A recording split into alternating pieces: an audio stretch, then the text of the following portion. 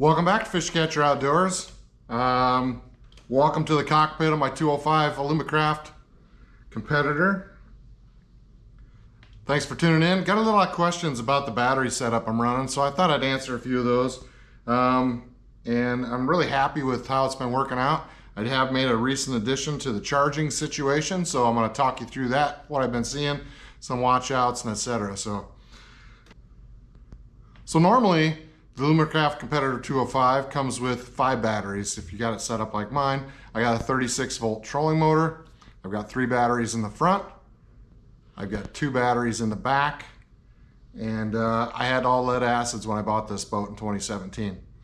I'm at that basically 5-year mark. I was starting to have some troubles with my batteries, so I started swapping them out.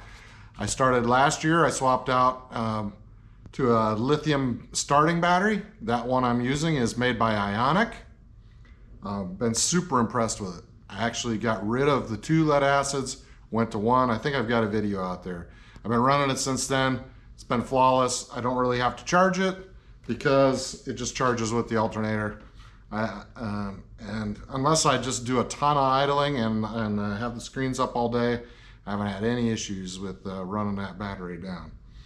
I am running 2 12-inch Lowrances off that battery and starting duties and a single. And then this has an electric pump that does the steering, electric hydraulic pump that does the steering.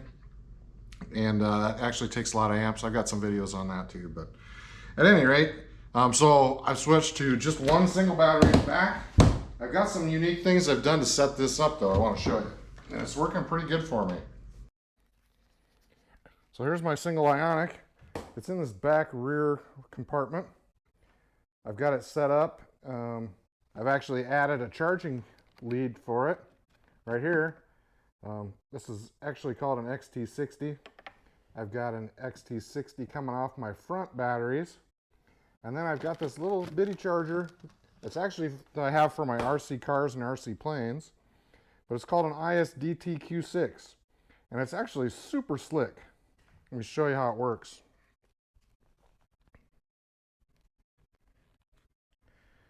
I can basically plug this in on the input side to my front battery. I could plug this in to my battery back here.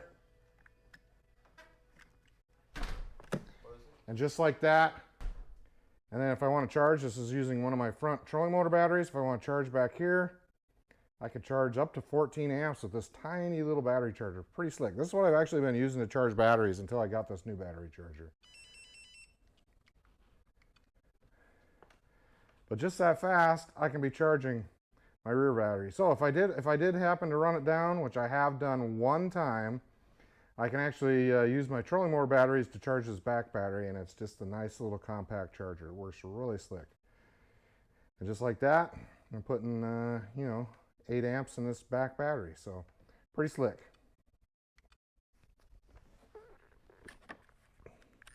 One thing I did just add after my last trip out is this battery disconnect switch. So what I was seeing was some interference on my rear Lowrances, which are off of this back battery. And so what I decided to do is add this disconnect switch.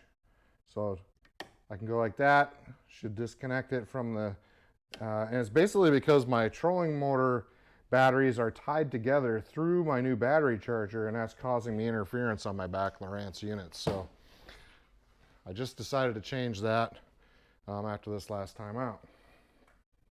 So added that disconnect switch. That should take care of it. You might see that if you have a 4-bank charger like I've added here. So let me show you what I've got going on up here. This is where the front batteries reside. It's basically why you see the poles are taken out. This is where my front batteries are. It's 36 volt and it's 205. There's a couple compartments. You take these out of the way. You can see there's the front battery. Here's the rear 2 batteries. And that's what makes up my 36 volt system. Looks like a ton of wires, kind of is a ton of wires. And what I've just added now is my new charger. Here you can see I added a Noco Gen Pro 10x4. Super happy with it. It actually has some lithium specific profiles. And then I just ran the front cord. There you can see, you can plug it in right there. I keep my ropes up in this front locker, but all I gotta do is drop that hatch and I can plug it in and we'll start charging batteries just like that. So been super happy with running these lithiums. Cut a lot of weight out of the boat. The life is a lot better. I've been super happy with them. It's been working really good. The new charger's working good, and it basically allows me to put 10 amps in all 4 banks. So I'm actually making a trip up to South Dakota. I wanted to be able to charge my batteries a little quicker. We put in some really long days up there. Sometimes where I stay, it's hard to get plugged in, and so just having that extra battery, if I can get to a charge outlet, you know, I could put a lot of amps back in these batteries really in a short period of time. So that's what I'm running there. I should show you too. I do run Milwaukee drill batteries for my two. I run a Garmin 7 or a Garmin 9 and a Lowrance 7 up front for my mapping. And I just run those off those Milwaukee batteries. So works out pretty good. I'm running a 36 volt system.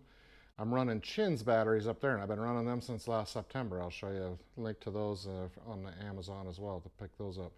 But a little something interesting I'm doing. So the Ionic battery has a battery app, tells you exactly what's going on, how much you're charging, how much you're discharging, how much life you got left in the battery. But you can buy just these basic CHINS batteries that don't have that Bluetooth app. And so, and since it's a 36 volt system, I basically bought 2 of the CHINS batteries without the battery monitoring app. And I bought one that did have the battery monitoring app.